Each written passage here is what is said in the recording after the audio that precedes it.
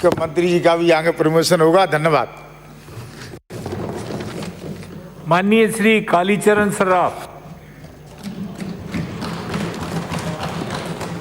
माननीय सभापति महोदय, मांग संख्या 29 नगर आयोजना और प्रादेशिक विकास पर चर्चा हो रही है।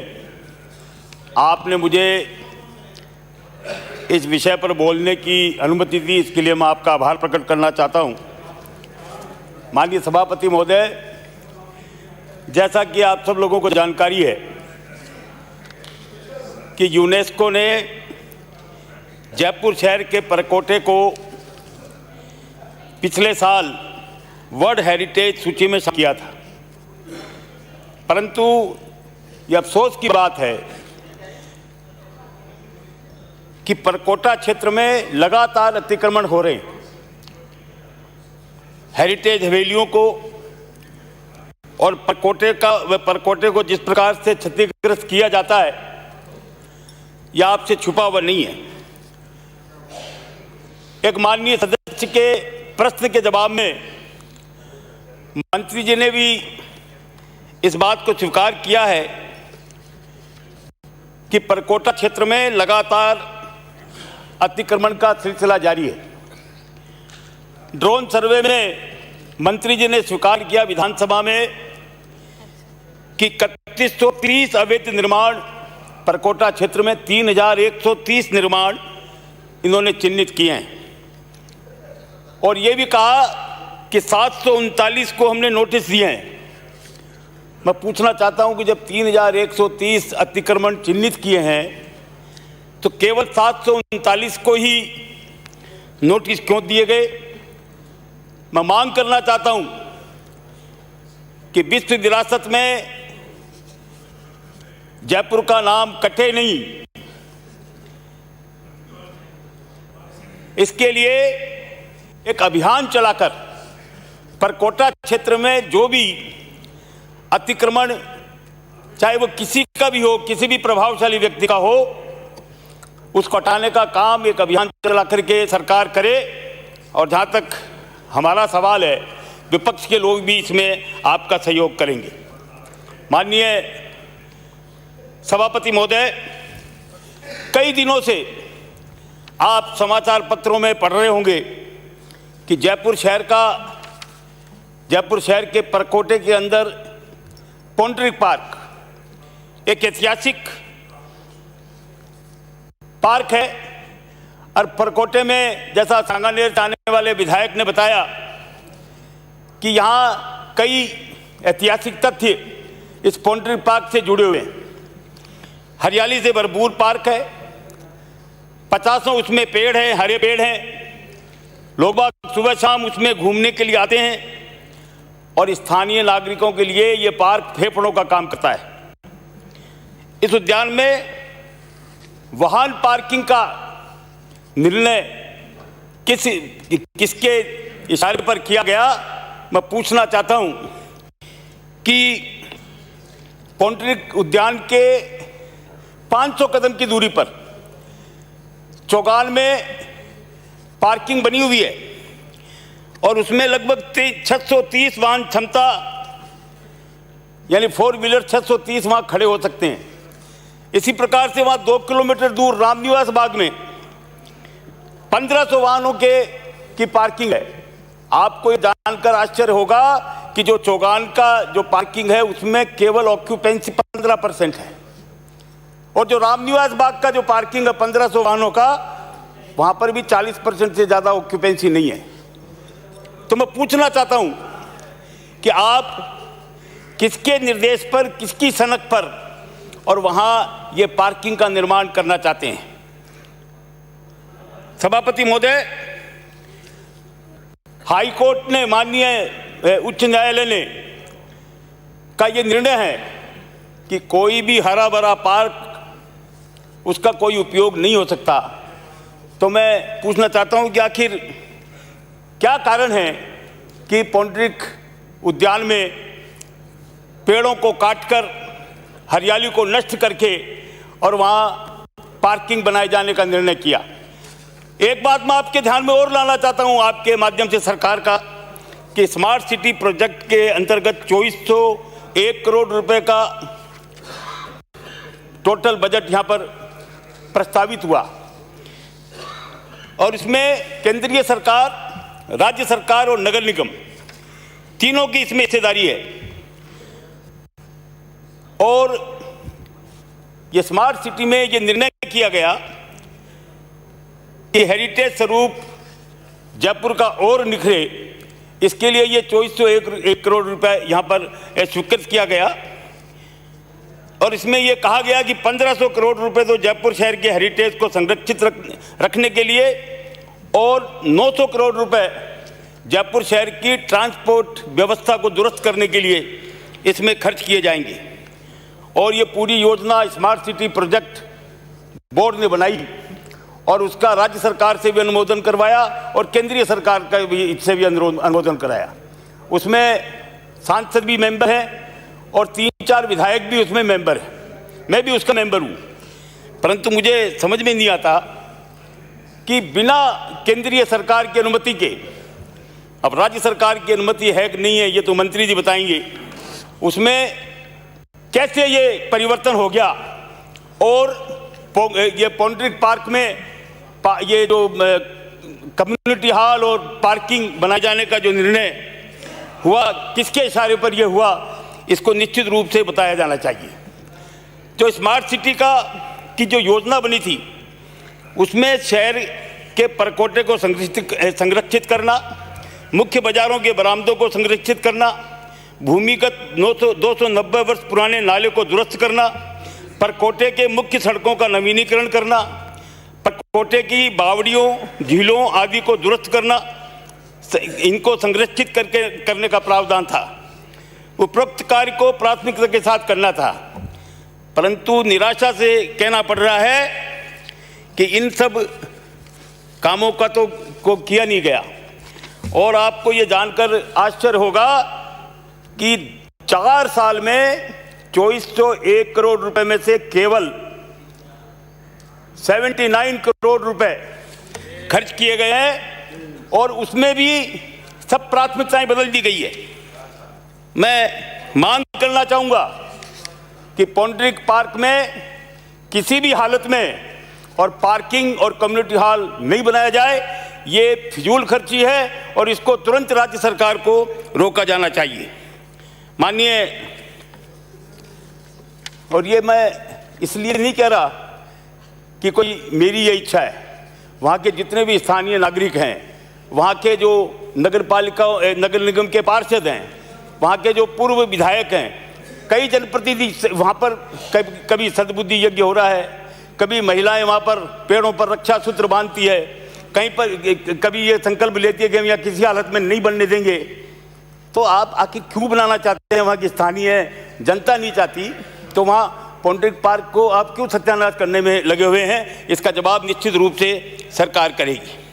दूसरी जो समस्या जो जयपुर शहर में मेरे विधानसभा क्षेत्र में महेश नगर और स्वेज फार्म के बीच में करतारपुरा बरसाती नाला बहता है और इसमें इसके दोनों तरफ 60 से ज़्यादा कॉलोनियाँ हैं और उनमें लगभग 50,000 लोग रहते हैं।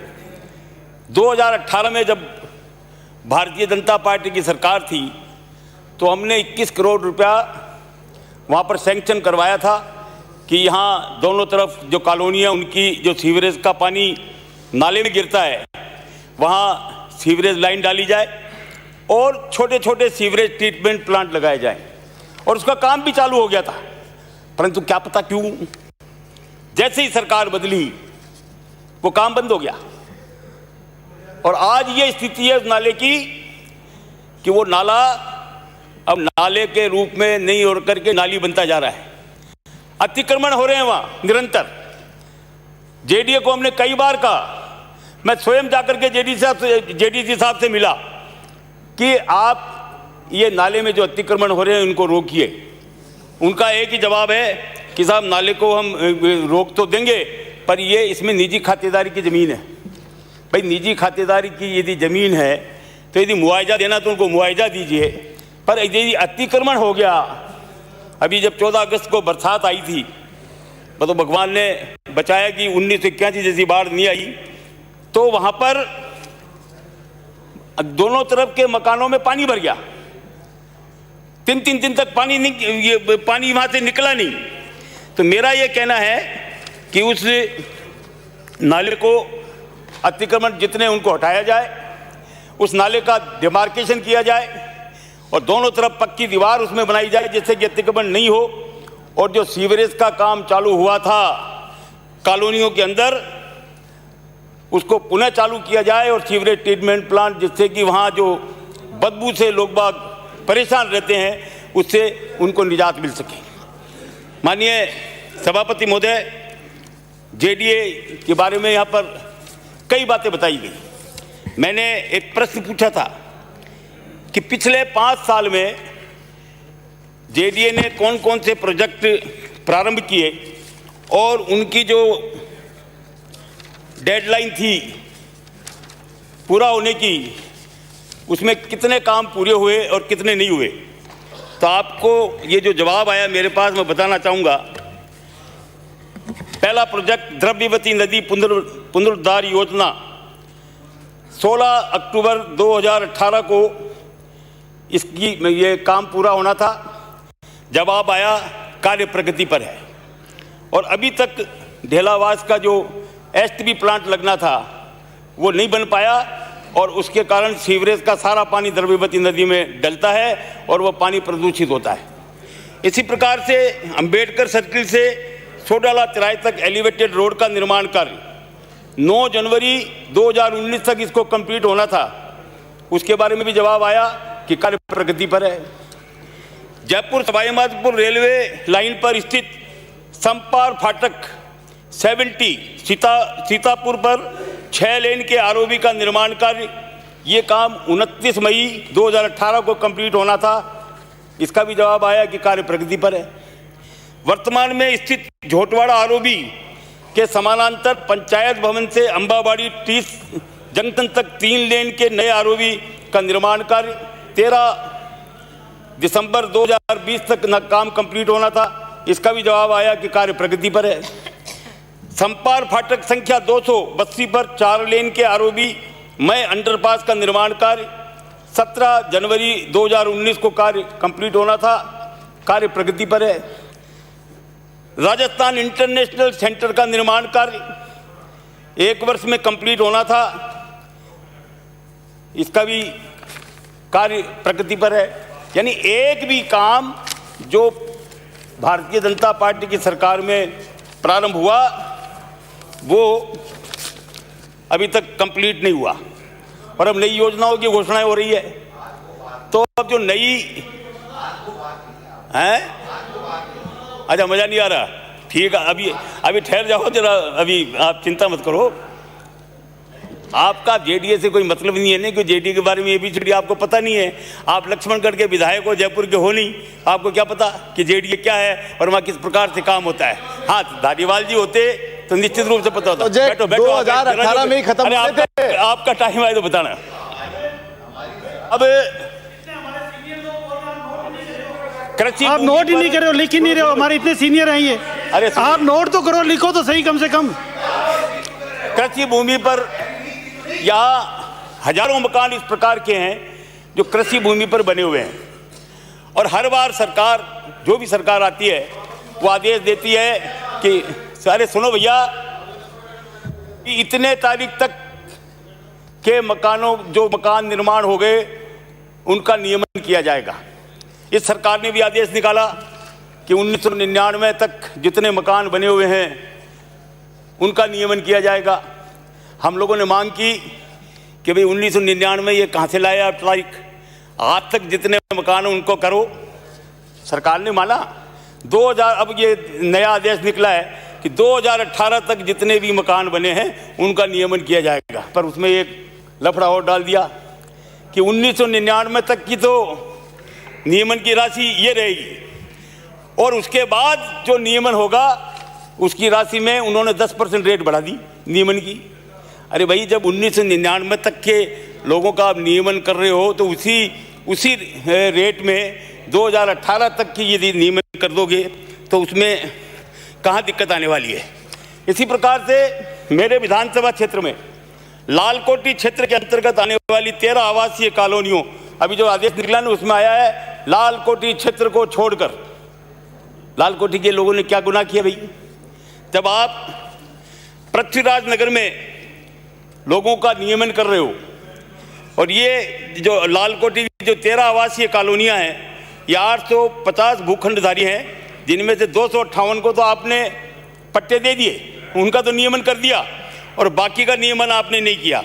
तो मेरा ये कहना है कि जिस प्रकार 2018 तक कृषि भूमि पर बनी हुई सब कॉलोनियों का नियमन आप कर रहे हो, इसकी जो घोषणा की है उसमें लालकोटी क्षेत्र के लोगों को भी शामिल किया जाना चाहिए।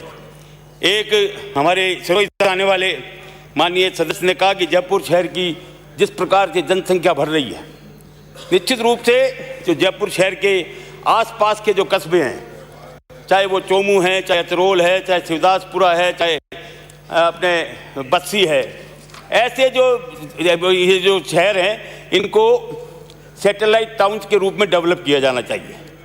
अब केवल वहाँ पर मकान बना देंगे उससे मामला नहीं बैठेगा। इसके लिए आवश्यकता है कि वहाँ सब प्रकार की सुविधाएं उपलब्ध करवाई जाए।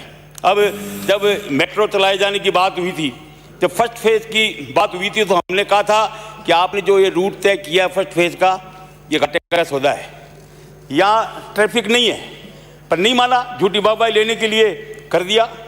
35 करोड़ रुपया पर ईयर, अधिकारियों ने कहा 45,000 का यहाँ वो ट्रैफिक रहेगा, अब है आज 15,000, यानी 35 करोड़ रुपया पर ईयर यहाँ पर घाटा हो रहा है। और अभी भी जो सेकंड फेज की डीपीआर बनी है, मुख्यमंत्री जी ने जो यहाँ पर घोषणा की कि सेकंड फेज की डीपीआर बनाई जाएगी और सेकंड फेज का काम भी चालू करेंगे, तो आप ये देखिए कि उसमें भी केवल सीतापुरा इंडस्ट्रियल एरिया से अंबाबाड़ी तक ये फिर फिजिबल नहीं रहेगी, और उसमें आपने अजमेरी गेट से नहीं निकाल के अशोका मार्ग से निकाल दिया।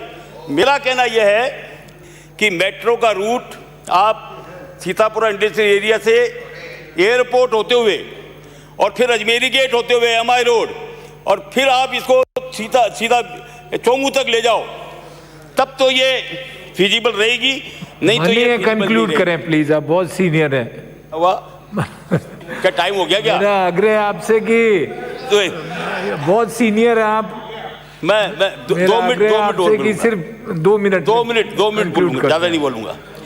इसी प्रकार से मालवीय नगर विधानसभा क्षेत्र में जो आवासन मंडल ने मालवीय नगर इलाका जो कॉलोनी बसाई आवासन मंडल में, वहाँ 5 वार्ड हैं नगर निगम की। वहाँ सीवरेज लाइन, क्योंकि उस समय 20,000 की पॉपुलेशन थी, सीवरेज लाइन छोटी थी, आज आए दिन वह सीवरेज लाइन जाम होती है। तो मेरा कहना यह है कि अब 1 लाख से ज़्यादा पॉपुलेशन उस क्षेत्र की हो गई, तो वहाँ यदि सीवरेज लाइन का काम बढ़ाया जाएगा, सीवरेज लाइन नहीं डाली जाएगी तो ठीक रहेगा। इसी प्रकार से रिंग रोड का मामला है, अब ये गायों को पकड़ने का काम अभी हमारे मलिंगा साहब बोल रहे थे। अब आप गायों को पकड़ने का, ये कहते हैं कि हाईकोर्ट का आदेश है गायों को पकड़ो, पर उनके लिए कोई व्यवस्था तो करो। डेयरी कॉम्प्लेक्स मैं चाहूँगा कि जयपुर के चारों ओर आप डेयरी कॉम्प्लेक्स डेवलप करें, वहाँ सब सुविधाएं उपलब्ध कराएं और फिर सख्ती के साथ जितने भी जो गायें पालते हैं उनको वहाँ पर शिफ्ट करें, तब तो गायें शिफ्ट होगी, अदरवाइज नहीं होगी। माननीय कंप्लीट करें, तो मेरा जो बीच में डिस्टर्ब मत करो। प्लीज। और एक बात और कहना चाहूँगा, जयपुर शहर में जो मूर्तिकार हैं, संगमरमर की जो मूर्तियाँ बनती है, वो जयपुर शहर विश्व प्रसिद्ध उद्योग है। यहाँ का करोड़ों रुपए की मूर्तियाँ यहाँ से एक्सपोर्ट होती है और करोड़ों रुपए की मूर्तियाँ पूरे हमारे देश में जाती है। तो उसके लिए मूर्ति कला का एक अलग से आप जगह निर्धारित करके जयपुर के बाहर और डेवलप करें और सर्वे करके ऐसे मूर्तिकारों को वहाँ शिफ्ट करें, क्योंकि शहर के अंदर रोज डिस्टरबेंस होता है, लोग बाग स्थानीय नागरिक विरोध करते हैं, तो ये बना करके और उनको शिफ्ट किया जाए। आपने समय दिया, इसके लिए बहुत बहुत धन्यवाद। माननीय कंक्लूड कर दें। माननीय श्री रफीक खान। सभापति महोदय, बहस चल रही है, एक भी कबीना मंत्री सदन में नहीं है, एक भी। ये इससे पहले कभी हुआ तो बताओ। ये सभापति महोदय, आप बताओ कहाँ बैठे हैं महोदय, ये गप आपने सड़ा के नगर आयोजना और मेरे को प्रादेशिक एतराज है, विकास- ये तो गप सड़ा के कर रहे हैं। नगर इनको अपनी आयोजना सीट और पर रहना चाहिए। प्रादेशिक विकास पर बोलने का मुझे मौका दिया, तो गप सड़ा इसके के लिए कर रहे हैं आपका बहुत बहुत शुक्रिया। बहुत